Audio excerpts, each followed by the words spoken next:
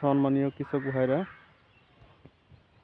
আমি আজ এসেছি একটা এই দুপুর রৌদ্রে একটা চাষির ক্ষেতে। তো আমরা বর্তমানে আছি অশ্বগন্ধা। তো অশ্বগন্ধা একটা রোগ এখানে দেখার জন্য এসেছি। তো এটা হচ্ছে অশ্বগন্ধার জড় পচে যাচ্ছে। তো এটাই মেন হচ্ছে একটাই রোগ অশ্বগন্ধা, যে ভালো ভালো গাছের জড়টা পচে যায়, সুন্দর সুন্দর গাছের কিন্তু জড়টা পচে যায়, এটা হচ্ছে রোগ। সেজন্য আমরা আসলাম, প্রায় শনাক্ত করলাম। তো আপনাদেরকে দেখাই অশ্বগন্ধা ভুঁইটা।